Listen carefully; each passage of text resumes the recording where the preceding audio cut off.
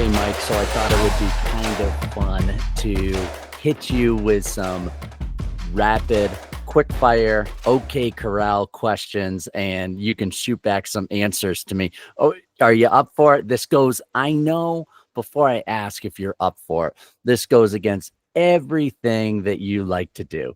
You're all about sharing, you're all about the process, you're all about documenting on it. I mean, if you haven't put it on paper 3 times and erased it and written down and retyped it, it can't go public. But let's just do it a little bit differently, right? Let's give it a go. Put me on the hot seat. Okay. All right. So this is what I'm going to do. I'm going to ask you 5 questions. If we have time, we're going to do 2 bonus questions. These are random questions. Have you looked at these yet or not? I did a quick scan and Okay. then decided not to think about it. So I'm Okay. kind of on the spot here. Okay, good.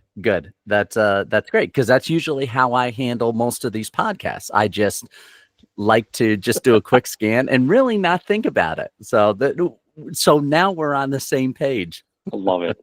Okay, you're gonna have 5 minutes and to share your thoughts, and we'll go from there. So the first question, it's a personal one. Are you ready for it? Yes. Okay. It is, what is your favorite food and vacation memory from more than 10 years ago? So you can't give me one that you just did this year. I want to get a food that's your favorite, and then a memory that sticks out from at least 10 years ago. Yeah, and I'm going to combine these, Brian. You're going to combine a food as a memory that you had? Well, both. They're an event that where the food was served. How's that Oh, sound? nice. Yeah. Nice. Now this one you may be familiar with this, but so we had our 15th annual, we call Gordy Fest, up at our place in northern Wisconsin over the 4th of July holiday. So early on, on the 4th of July, what do? You have hamburgers, you have hot dogs, all that kind of thing. And then of course ribs, and that becomes a little, cumbersome. So I had a turkey fryer. Now, many people in the Northwoods here, have a turkey fryer, right? Absolutely. Now, I'll tell you what though, I've never done a turkey in it. What? Are you serious? You've never done a turkey in it? I've done fish. We've done fries. We've done corn. So we parboil sweet corn. Right. And then freeze it, right, for the winter. So, but I had found Are you chicken? a recipe. Yes. I just had to throw in another bird there. Dad humor 101. But we did a low country boil. And now you're probably very familiar with these. But the low country boil, and you'll see variations, but it is, if I remember right, it's potatoes, corn on the cob, shrimp, and then we actually throw in ring bologna, as a meat. And wait, I ring tell you what, bologna? yeah. What do they call? What are they like? Kielbasa. Oh, like sausage or kielbasa. Okay. Yeah. And you're that calling kind of it ring bologna. Okay. Yeah, Interesting. yeah, because it's in a ring, right? When you get it from the store, it's wrapped in a ring. Yeah. Come on, dude. Where you been? It's like you're. Well, obviously, what I I've been in the rest of the world that calls it kielbasa or sausage, but obviously I've been wrong, and so have 7 billion other people, and they just need to adapt to the way Wisconsinese just tell me one ring bologna, man, and they're going to come back with it. Yeah, they're going to come back with it. I'm going to get hit with a sausage to the head. I say that in New York City. What are you kidding me?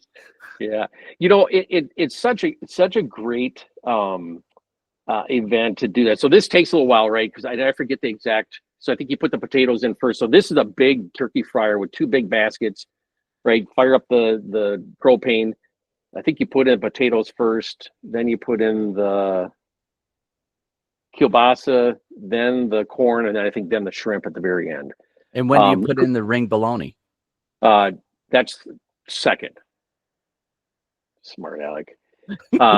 You hate this already, don't you? You got to put the Old Bay in there. but the fun part is, so we have, lots of people, lots, a dozen or 2 dozen people that attend and big tables. So traditional way of doing this is you lay out newspaper or butcher block paper on the table. So we have 2, picnic tables spread out, and they're kind of watching. People's kind of watching. Go, what's going on? And everybody's saying, well, where's the serving containers and all that? So just wait, just get the table set up, and and of course we get done and we dump those 2 baskets in the middle of the table and spread out this stuff, with some clean utensils. But it was such a fun event. One, it's easy to do. So in Wisconsin, like up in Door County, they do I think they call it like a fish boil. So they do, but it's mostly I think potatoes and fish. So some have had that experience, but to sit at a table with couple dozen people, and you throw all this food in front of them, right? So you've got this spread of corn and shrimp and kielbasa. I love it. I love it. Potatoes. So when did you first do this? So this would have been, probably, I don't know, 12, 13 years ago. And have you done it every year since? No, we kind of skip back and forth. We do, we do like the ribs, so those got to come back in every once in a while. But that's a good, 6-hour. No, I love doing that because you have to have, so many beers while you're doing it. And, there's a lot of care and, a lot of techniques for that. But it was just such a great event, especially on the 4th of July. Try something new. And we'll do that at home when we have a good group of people coming here. We'll throw a low country boil, and so that's such a great memory for myself and my family. That's great. Okay. And being harassed by you about ring for bologna, sure. So okay, that's just adding to it. Ready for number 2? 2. Number 1 problem for small businesses right now, in your opinion? People. Okay. And people. And then the follow-up to that one is, and a quick fix solution. So it's funny. There's a group of guys I get together with every week. And we talk about how to use the things that we've been talking about, Brian, to improve businesses, right? And learn from each other. And I'm trying to find a better way of saying we have a people problem, because I hate putting people and problem together. Is such a bad thing. I hate it, but it's it's really tough to find it. Yeah. So let's call it an engagement problem, right? It really is an engagement problem. And what you're finding is people are burned out. They're working for, and it's not, some companies are just bad companies, right? And they run them a very particular way, which is not a good environment. Others, they're doing their darndest, right? Small business owners are trying to keep their head above water, trying to provide for their families, for their employees' families, just trying to keep things going, and they're struggling to do that. So a lot of, especially younger folk now, are having a heck of a time finding a place to work where they actually enjoy what they're doing. Yeah. So the whole idea for them is, I'm doing this just to provide money to do anything else other than do the work. So the big problem is getting people in the first place. How do you attract people? And is there something unique about your business? And if you do the things you and I have been talking about, Brian, about how to increase engagement, you'll get to be known for a fun company to work for. And then 2, once we get you, can we keep you? And that means ongoing engagement. That's heavy lifting. So it's interesting. We just wrapped up our KPI trilogy. I can tell you this, Brian, if you started with that, if you really, either you have existing KPIs and process measures, or you develop them, and you go through that 3-step process, and that's all you did, having that involvement with the team on saying, here's how we do things, here's where the problem areas are, here's the things we're going to do to fix it, and they engage in that going forward. I'm telling you, Brian, that's not a silver bullet. It's a hard work. It sounds simple. It's hard work to do this day in and day out on top of everything else you're doing. You do that, you will start to see engagement change almost overnight with your team. Yep. And you'll start to see your team have more fun. Your customers coming in are going to feel a different environment. There's no doubt about it. They're going to feel something's different here because your team is happier. They're more engaged with not only with the ownership but with the customers. They're having fun, and pretty soon people are talking about, hey, this is a great place to work. We're having Right. so darn much fun here. Right. So again, I the agree. number one issue is the engagement issue across the board everywhere. If you look at Gallup, I get their weekly emails, and it's terrible what's happening with engagement. It's been bad and it's getting worse. And on our small part, Brian, I think we've provided a simple framework to just come straight into the business and say, if you did just this and you could sustain this over the long term, Yeah. you will see engagement improve. You'll have higher retention, and you'll find it easier to get people hired. Yeah. And part of the training that I do actually builds on that, because that's exactly what I saw, was the fact that it was the people problem was number one with all the small businesses, almost to the point that I stopped asking. And it was, so now we cover it's acquisition, it's engagement, and it's accountability. Those three, when they're set up. Small businesses usually fall into one of two categories. The owners do, I believe. They're either overly, almost draconian in their way of, in their presence, and being a little too over the top. And then the other, and that drives engagement down. They are demanding everything from their employees, and that drives engagement down. The other ones are the ones that you were mentioning, and those are the small business owners that are there every day and want to do the best job and make their business the best. And in so doing, they end up doing too much and having the employees actually do too little. And that drives engagement down on the employee side, when actually they just want to make things easy and love and support their employees, but they're kind of cutting them off at the knees. So it's, engagement goes both ways. It's, you can hurt them with a little being too soft and just doing too much for them, which is actually a big problem with family owned businesses. So anyways, I agree with you 100% there. So Ray, for number 3. You're doing great. You're doing great. Now you're overtime though, because of my answer. So no, you're not. You're good. Number 3, the number one opportunity for small businesses right now, and how they can best seize that opportunity, in your opinion. And that's a super broad question that goes across industry. So if you want to focus in on one industry, that's fine. Go ahead. I think the number one opportunity, and Brian, you and I talked about this over the last couple of days, because we haven't revisited it, is AI. And a very intentional approach to using AI within your business to support your team, not replace your team, to support your team. And we've talked about this. If you don't have a strategy around AI, that doesn't matter, because it's being used in your business. Your team has acquired AI tools on their phones, on their computers, and they are absolutely using those tools to do their work.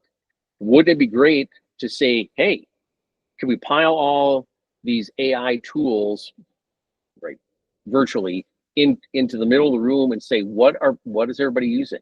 How are they using it? The downside to this is if your team is doing it on their own and they're using free versions, we talked about this, and if they're providing confidential information about the company, those AI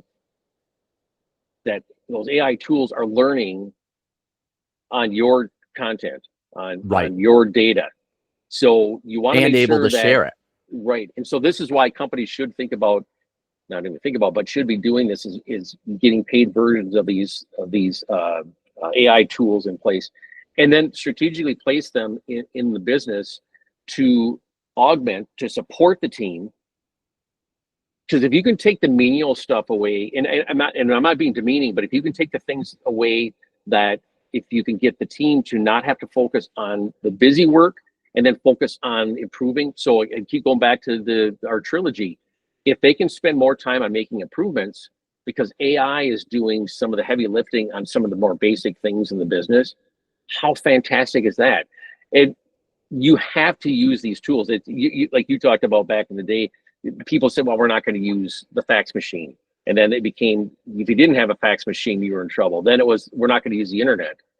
And then if you didn't have the internet, you were in trouble as a business. It's the same thing with AI. And it is changing so fast. Who cares? Who cares? There are some tried and true tools out there that have been there for some time. You can see where the money's going. Get those basic tools in place. Once you get further advanced, you can actually look at, true automation, doing process improvements using AI tools. But if you're just looking at learning the tools internally, learning from your team, imagine what your individual employees are doing at home with these tools, and they're bringing those smarts into work. And again, unless you're talking about it, it's being done sort of behind the scenes, and you're putting your company at risk. But you bring all that together, talk about it, and then have a strategy. And the strategy may just be, hey, we're going to use these 4 tools. We have licenses for them. We're paying for annual memberships for those, and these are the ones we would like you to use. Here's where we think there's an opportunity. But again, like we talked about with the KPI, Let's try it out. If you look at Let's try it out and meet. Let's try it out. Tell us where you think you want to give it a try, and let's run experiments. How fun is that? Absolutely. Yeah, let's try it out. Put the power in their hands, and then let's measure it. Let's see how much it's helped you guys in the next 2 weeks. Has it been more cumbersome, or has it been less? Has it really worked? Absolutely. And it's a great tool to use. The interesting thing I'm finding is, I ask, in my kids just roll their eyes when we're in a group, and I'll ask them, what's your company doing with AI? And I don't care the size of the business, Brian. I don't care the age of the person. Almost to a T, they don't know. They have no clue. And then I ask them, are you using AI? Not really. I'm not going to say you're going to be in trouble, but I would say this: you need to figure out how to use AI and use it in the right way, meaning use it as a coach, a personal coach. Don't use it to offload your thinking. And this is where they're starting to show with studies that people's cognitive abilities are being impacted because they're offloading the hard stuff. Yep. And they're having AI do it. Look at the easy stuff. Have AI ask you questions. We've talked about that in a prior episode where you can actually set it up as a coach. Those are incredible opportunities to use it, enhance. But any way you look at it, you should have at least one AI tool that you focus on and use on a daily basis if you can. And if you're not using it at work, let your boss know, let the owner know that, hey, we should take a look at this, and raise your hand and say you'd love to be the one to help bring AI into the business. Okay, great. Okay, got to keep moving here. I love it. That is so true. And that goes for every business should be using AI, if only for content creation on marketing. Just get your foot wet with that. There's so much more that you can do, but at least use that and utilize that. And a lot of the softwares that you're probably already using, like Canva or Aweber or MailChimp, they're probably already utilizing AI, and you can maximize their tools right in there and kind of break the ice that way. Okay, number 4. If you could tell a young entrepreneur anything, what would it be? Make a plan, surprise, but don't hold that plan so tight, right, that you can't change it. So we've talked about this, Brian. Have a goal, have a primary aim, whatever it is, your North Star for your business. Build a plan to start moving towards that, and use experimentation to get there. And I think without a doubt, Brian, very quickly you're going to find that primary aim you have, that North Star, is solid, and just a matter of working towards it and knowing that you're going to meander, right? This isn't like going straight down the river, right? You're going to meander through things. You're going to run into obstacles. But start with that primary aim, that North Star, build a plan, start to make progress towards that, run lots of experiments, document those, and then be willing to make a change in your approach, number one. And if you have to continue to change your approach, you need to take a step back and ask the question if your primary aim or your North Star is appropriate or not. And it could just be a gnarlier thing that you're trying to do. But Brian, if I would have known about and saw what I know now in terms of using tools to do experimentation and to show flexibility in doing and making improvements and moving towards what they used to call them, big, hairy, audacious goals, the BHAGs. Right. If I would have known what I know now, that's why I always say to younger people, don't set the stage for failure, meaning I know exactly where I'm going to go. I know exactly how I'm going to get there. And then as soon as they run into an obstacle, they quit. Right. Or they feel like they can't overcome that. So everything's flexible. Here's a question that I'd like to ask you. If you had to describe the perfect entrepreneur's personality in like 1 word, 2 word, 3 words, just given, just an adjective or so, just to describe, or I guess it'd be an adverb to describe their personality, what would they be? They would be this, and this, and this isn't on here. So I'm just curious. I think they would be, I think curiosity is huge. Curiosity. Okay. That's 1 word. Great. I think self-motivated, have agency. Okay. Right. Have agency. And then I love the term stick-to-itiveness, right? They can stick to the hard stuff. So like they're curious. Yeah, they're tenacious, right? So they're curious. They have agency, they're self-motivated, and they're going to stick to it, right? Right. Those 3 things. And I'm telling you what, those are not, some people say, oh, I'm not curious, or I'm not, I'm not self-motivated. Brian, if you go back to our number 1 episode and work your way through there, if you do the things that we've been talking about, that is going to strengthen all 3 of those things. That's a great question, Brian. I've never been asked that. Yeah. And to be tenacious, I can tell you, maybe stubborn would be the negative way to put it. So you're on the right path. If people start saying, well, you're kind of stubborn in this area, are you sure you're doing it the right way? So there's something to be said about being curious and yet stubborn. Curious to change, but stubborn to stay forth and keep the path going. And while that sounds like it's contradictory, it isn't. It's complementing. So I love what you said there. Curious, self-motivated, and tenacious. Okay, let's move on, because I had to ask that extra question. And I just want to add one more thing to the self-motivated. And I think the term agency, and that's a term that's kind of come and gone and is coming back again. But if you don't feel like you are able to create the change that you want to, even if you're self-motivated, without agency, and I have to think about this a little bit more, but those 2 are kind of intertwined with each other. But agency is, you feel like you can do that you're able to do that. And, I would say nothing's stopping you, right? But there's a lot of people that just feel like, well, how could I do that, right? Who am I?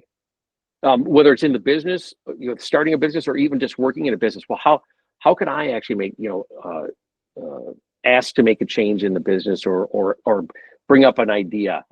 Who am I to do that? So I'm going to mark these down. I want to think about this a little bit more, but I think those are 3 killer ideas. I like them. And those are things that can be, you can improve those 3 areas as you move forward, meaning that you don't have to be born with this stuff. Right. Right. No, you can, and that's what's great about build this. on this. I like them. Absolutely. Number 5, what hobbies does the Method Man have in his spare time? Oh boy. So I would say number 1 is I'm a huge reader. And it was mostly in the back in the day, it was a lot of business books. But I've learned to like fiction. And what I've found is, and then even a little bit of science fiction, what I'm finding is as crazy it is, Brian, that the more fiction and science fiction you read, it actually, the old term sharpens the saw, but I'm telling you what, it really helps your thinking, and you can absolutely apply ideas that come from there into other parts of your life, which is absolutely fantastic. Oh, that's great. That's great. Any The others?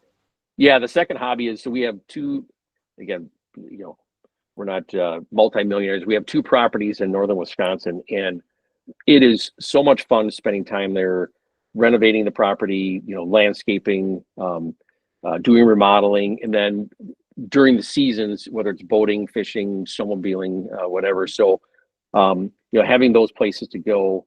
I always talk about grounding. So, get your barefoot on the ground. You're enjoying the time up in the Northwoods. So I would say between reading and enjoying my time up north, those are my hobbies.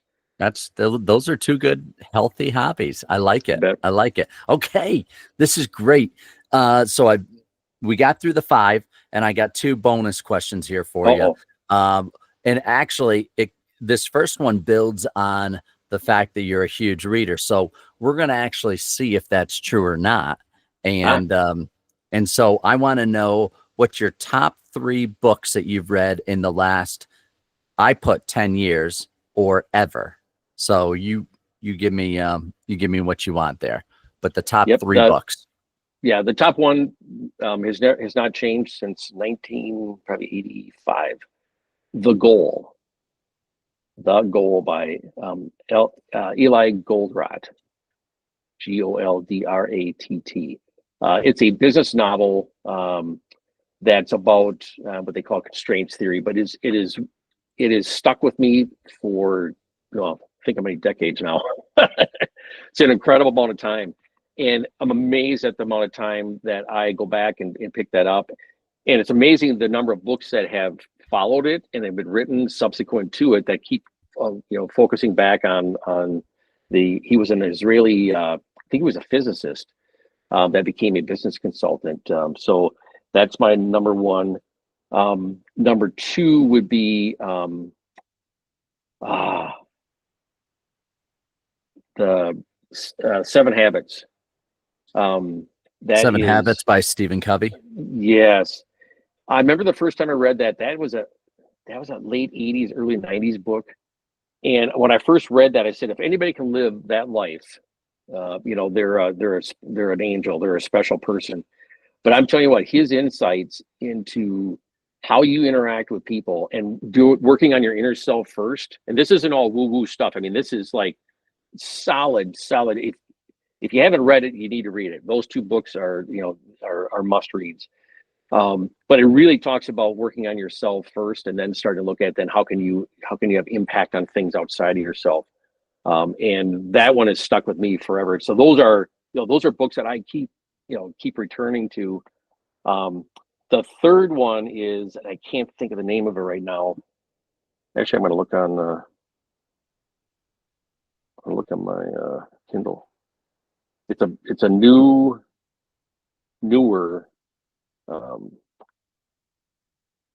science fiction book, and it really opened my mind up again to. His name is. I think it's called I think it might be The Ring of Fire. I'm gonna spend one more minute looking, Brian, then I'm gonna check it out. Check it out. But so I do read, and I usually have 3-4 books laying around, and I pick them up, and people are like, how do you do that? I think, well, it depends on what I want to read. But I will have at any given time probably 3 books that I'm reading at a time. And I also learned early on, you can walk away from a book. If you don't like it, walk away from it. Do not feel compelled to read the darn book. And I've also learned to scan the cover, inside cover, table of contents, the intros to each of especially for more technical types of things. Yes. And I've learned to read the intros. Skip certain parts. Exactly. Yeah. If it's not adding, the other point, I'm going to leave it with this. If you have a goal, what you're trying to learn or whatever you're working on in your business, it's so much different reading So Yes, like it if is. your goal is to build a specific thing or to learn a specific thing right now, one, it'll narrow down the books that you'll read at that time. The other one is now you have a purpose for reading it. Now, fiction's a different animal, but if you're just reading business books or trying to find something to read, think about what you're trying to build, what you're trying to learn, and then apply that and use that mindset. And that way, to your point, you can just go in and look at the book and say, what pieces of this book are of value to me for this It purpose? Now, tremendously fun too. It makes it yeah, a ton of fun when it you're like, can it I does. apply this part and highlighting it? And absolutely. Okay, I got Yeah. one more here. I'm gonna hit Yes. you with. You ready? What is one thing you'd like to do, or place you'd like to go, or something you'd like to invest in? So it could be like a personal action that you've always wanted to do. Oh, I've always wanted to go skydiving without a parachute, or something like that. Or something that you'd want to invest in, or business you'd like to do, or someplace, man, I've always wanted to go to the Antarctic in the summertime, something like that. So it's Croatia. So Oh, I've yeah. spent some time in Europe, and I can't tell you in the last probably 5 years the number of people that have spent time in Croatia and came Yes. back, and they were just blown away by the beauty of that country. How great the people are, the food, everything. They just said it is like one of the most amazing places in the world to see. So that's on my bucket list, and it's not like in the next 10 years. I mean, I expect hopefully in the next 5 years, the last will be going to Croatia.